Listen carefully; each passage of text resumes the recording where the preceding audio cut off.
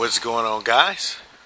This is Martyrs Brigade 99 coming to you once again with another session of Dark Souls PvP. Alright guys, we're back at it again with, and actually I kind of don't really know what to call it, right? Because we have Battle of the Builds Volume 12, wherein we're using good old leftover pie.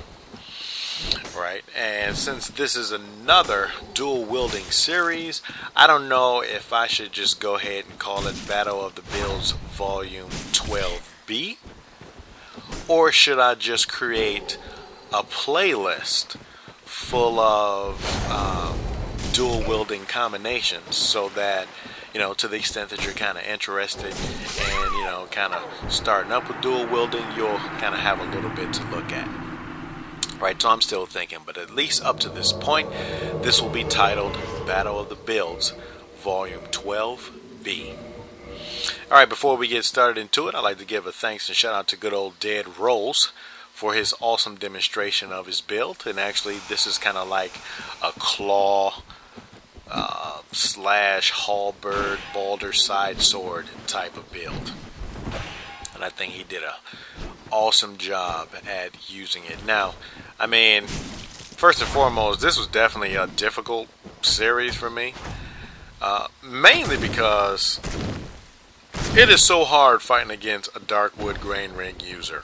I don't know about a lot of you pros, you know, that, you know, because I know some of you guys that are kind of like on that upper echelon, you know, you guys just talk like, you know, there's no issue with anything. Like, oh, no, man, I mean, what's that? That's nothing. Right? But I'm not a hot shot, like I've said plenty of times. Right? I'm a regular guy. So things like trying to chase after a Darkwood Grain Ring user is difficult for me. Right? For a lot of you pros that, you know, you guys just have solutions to everything. That's not me. Right? So this was definitely a challenging series for me. Right, because in some cases there will be hits that at least I can see the contact, because if you guys would notice, whenever you have a successful hit, right, you'll see a white flash, and in addition to the white flash, you will hear a sound. And there was several times where I would see the white flash along with the, you know, with the contact hit, but I wouldn't get any damage. And basically that is, I mean, no thanks, you know, to the iframes that come with the Darkwood Grain Ring. So this was definitely difficult for me. But hey, it is what it is. This is one of those things that you have to deal with, especially when you're dealing with a guy that flips pretty often. Now, there are other guys that I'm playing against, right, who uses the Darkwood Grain Ring, and they don't really use it as cartwheeling practice. I mean, they basically use it to avoid attacks, you know. So, you know, you kind of have two types. You have the person that just flips for the sake of flipping. You have the other person who's a little more strategic with their flips, and they basically use it in the same way that most fast rollers or medium rollers use to flip, which is basically only to avoid attacks. So this was hard. Alright, so now, one thing about good old DeadRose, I really didn't know anything about him.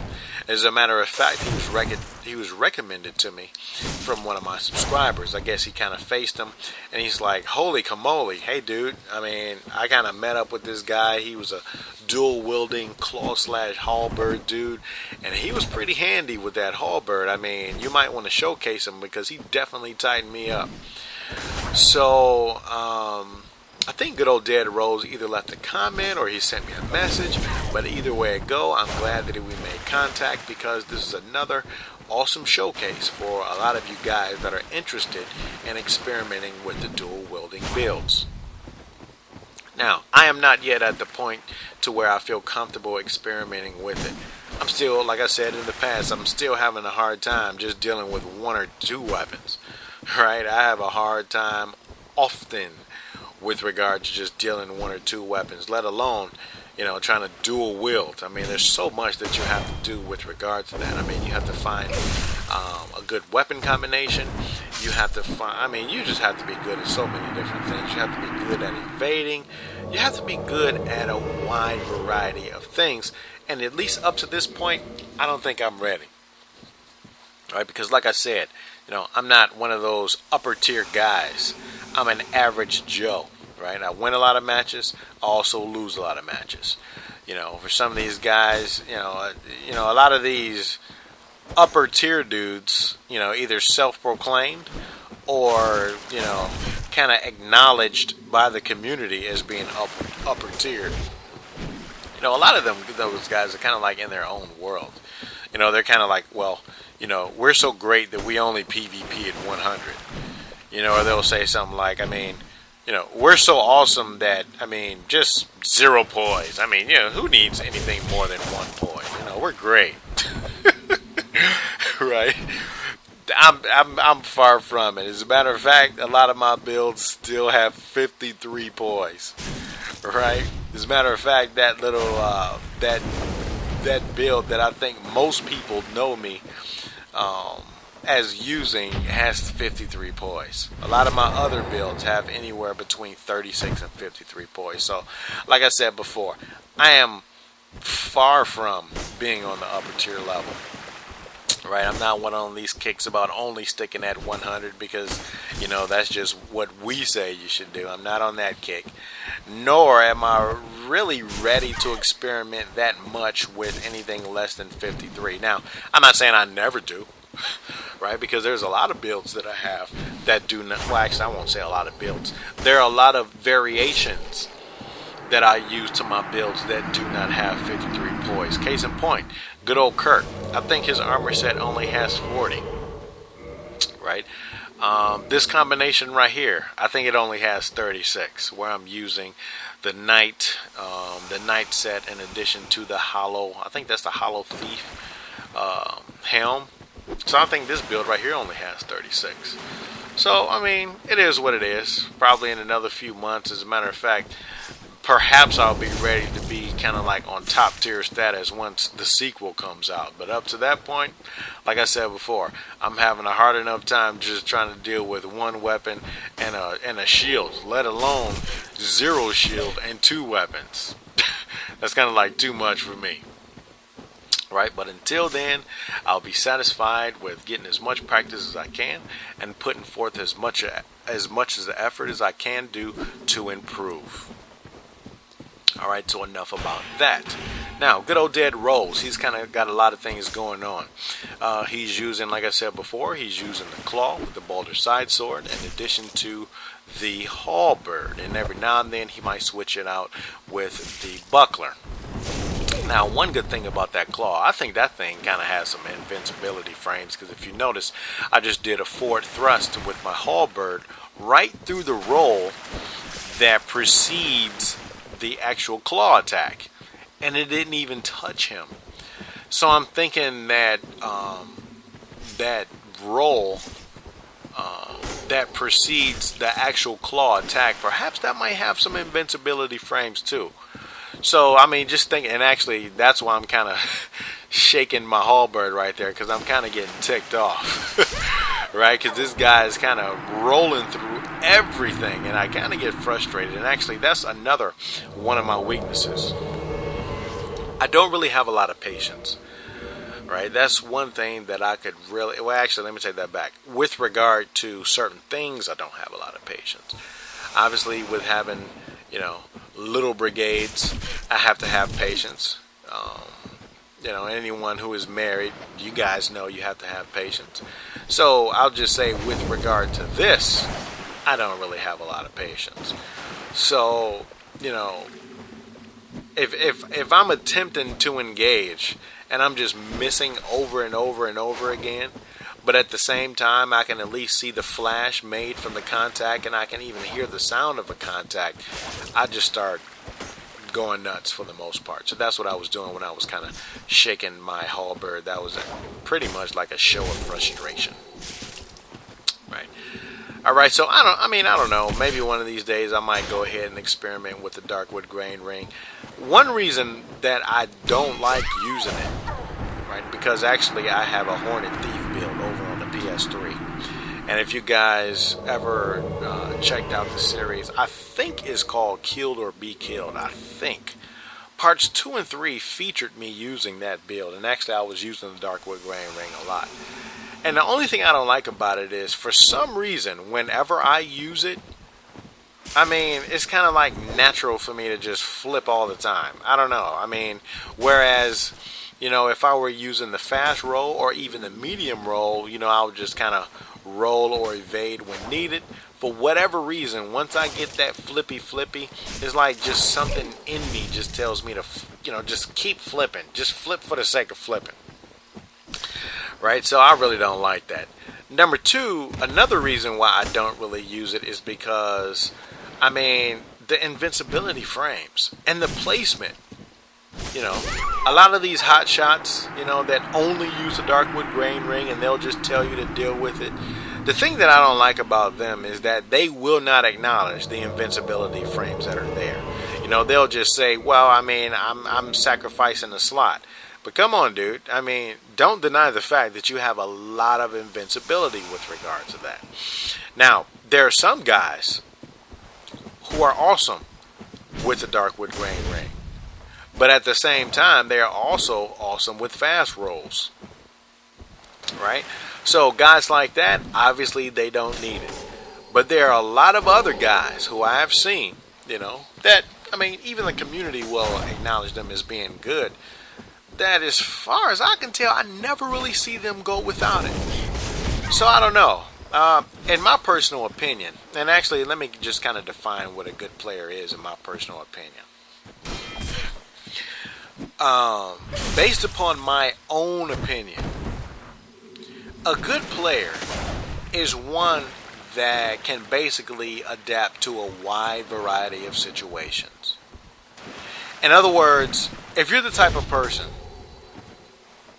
that have mastered the Darkwood Grain Ring / Katana combination, just because you may be good with that combination, you're not even necessarily good in my personal opinion. Now, this is my own standard. It's not knocking anybody. I'm talking about my own standard. Now, I'm not saying you don't win. I'm not saying that you won't be acknowledged for doing well with that particular build. I'm just talking about my own definition. Anyone can get good using one build, basically. Right? But a good player, in my personal opinion, like I said before, is the type that can adapt to a wide variety of situations. In other words, one build, one weapon type is not their only comfort zone. They can adapt. They can use strength weapons. They can use fast roll, Darkwood Grain Ring, medium roll. They can use dex weapons, pretty much anything. Now, I'm not saying you have to be proficient at every single last thing. But what I'm saying is, I define a good player as a person that can adapt to a wide variety of situations. And I have definitely seen a few. Case in point, let me give an example. Shout out to Pep. For any of you guys that know Pep, he's on the PS3. Now, one thing I will acknowledge about Pep, in my opinion, he's a really good player. And here's why. Based upon the standard that I just set forth. Like I said before, when the Darkwood Grain Ring was out, I mean, that guy was like a flipper, like out of this world. But at the same time, for those who, you know, may have watched his streams or maybe even participated on it some time ago, he'll be in a situation when he'll say, okay, this is what we'll do. You guys go ahead and pick my weapons.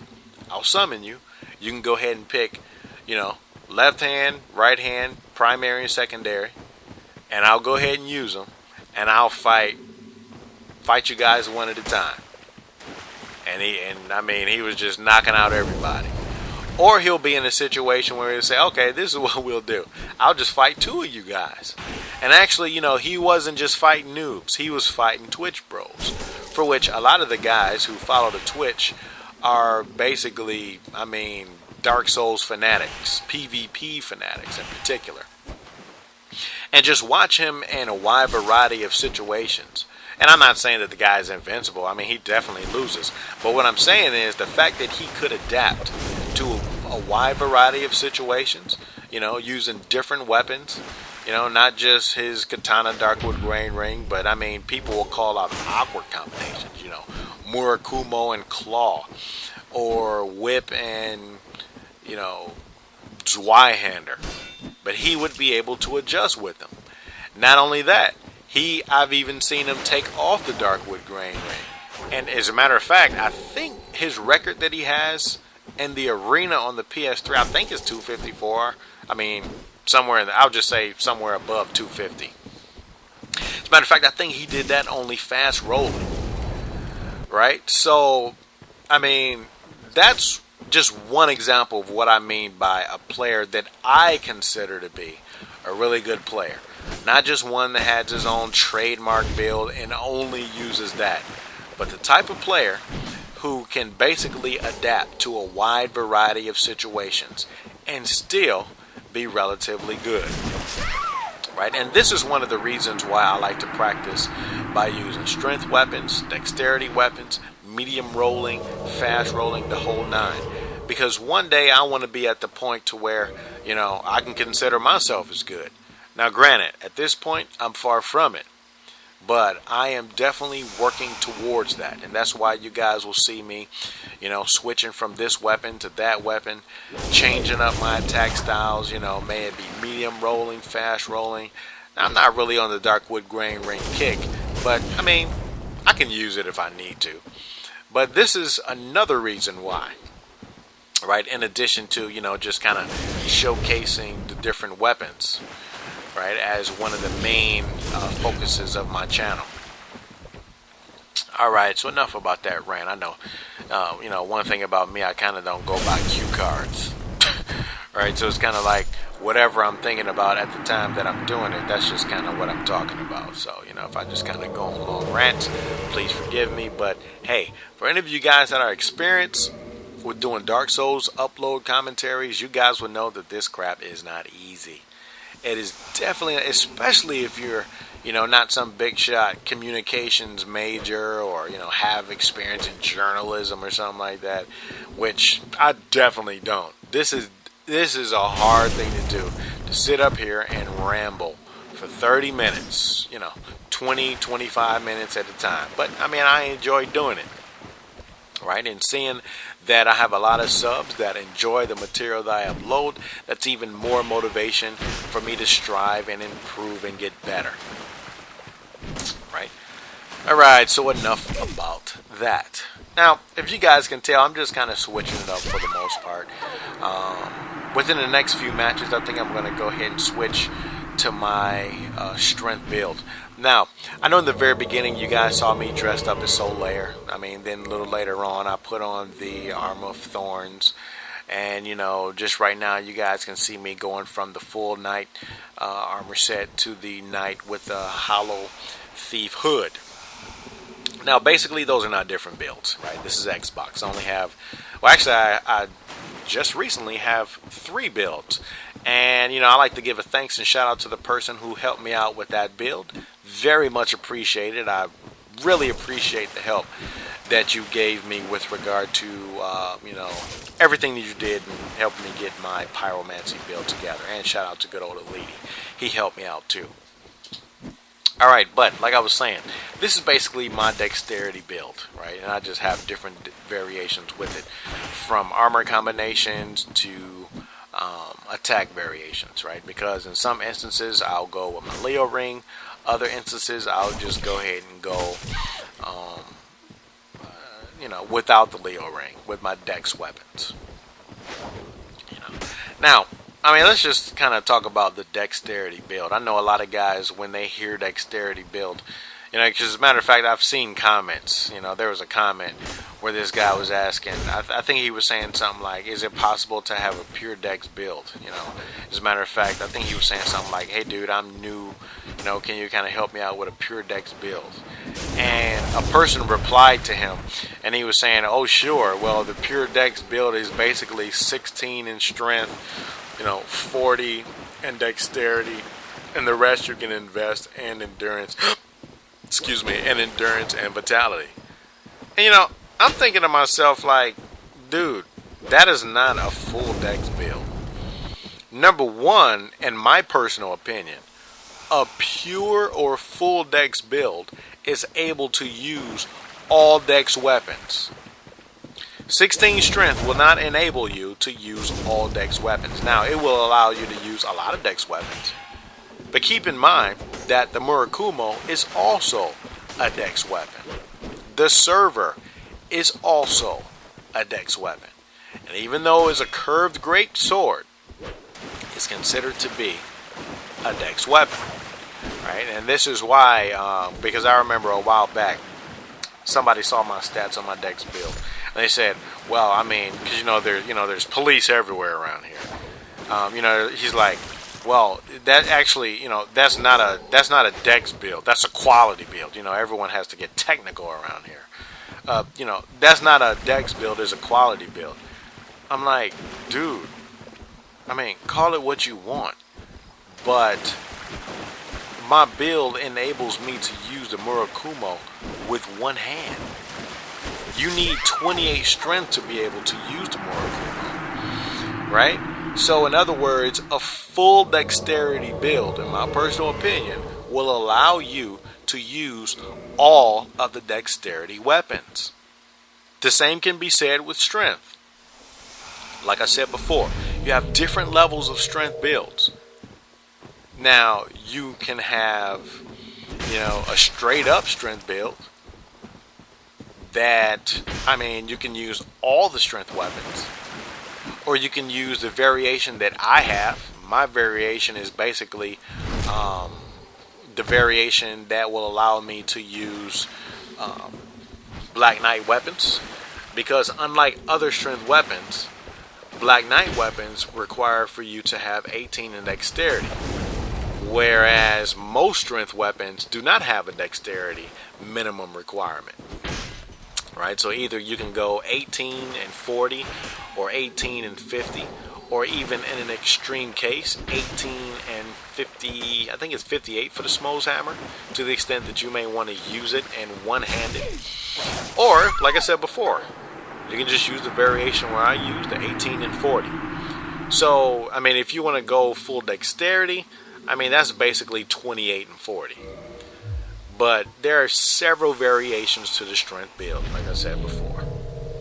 So just keep that in mind whenever you guys are offering suggestions to newer players about, builds. Right? Keep in mind that if you want to offer a suggestion, give them a thorough explanation, or they can just kind of experiment themselves. Right? But the constructive thing to do is to kind of help them out and say, well, you can do this, dude, but keep in mind, factors A, B, and C.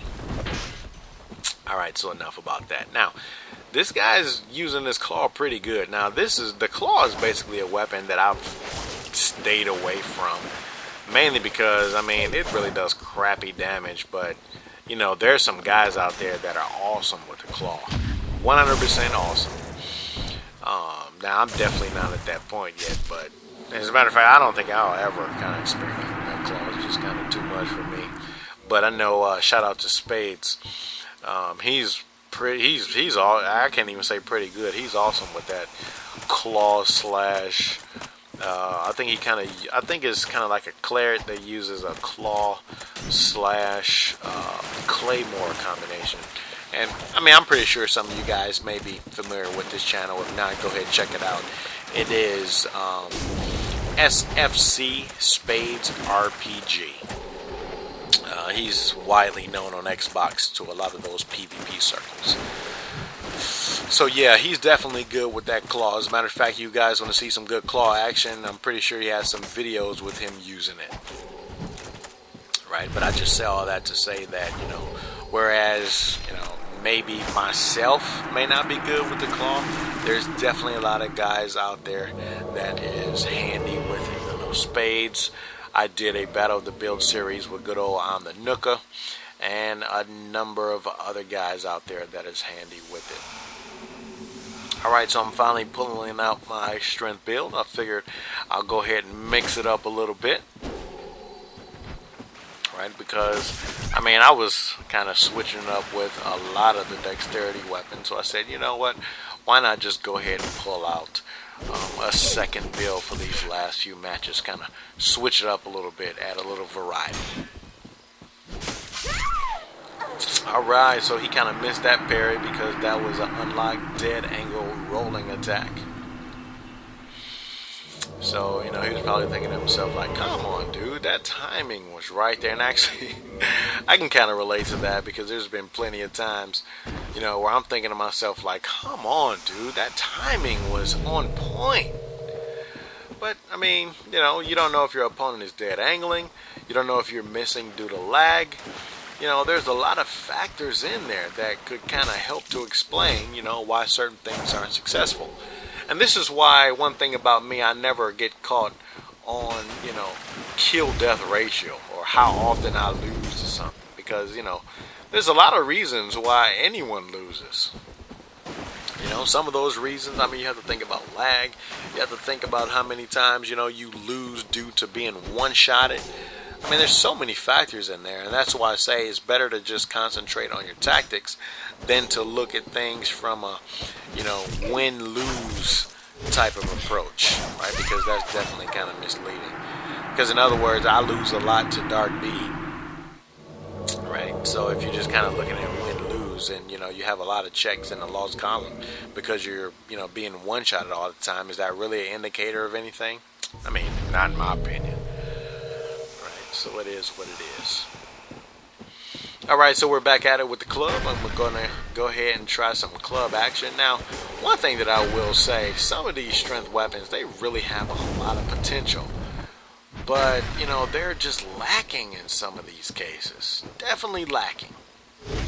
And I think this is one example. I think the club really has a lot of potential, but, you know, that R1 just fails, in my personal opinion. It fails miserably. Basically, all you have with the club is the R2. Well, actually, the one-handed R2. In addition to the, you know, rolling two-handed and one-handed R1 attack. That's basically it.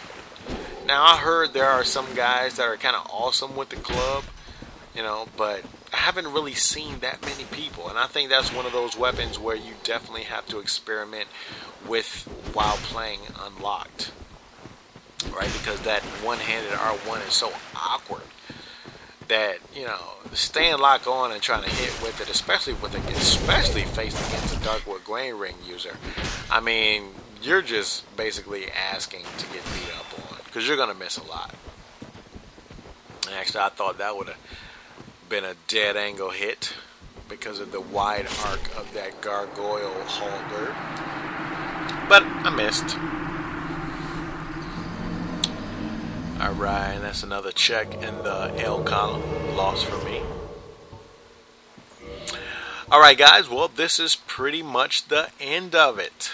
Right? So I'd like to give a thanks once again to good old DeadRose for his demonstration of his dual wielding abilities. I really appreciate all the guys that volunteer and express interest in the Battle of the Builds series. Alright guys, well, I'll let you go ahead and check out the rest of this match. So stay tuned until next time. Martyrs Brigade.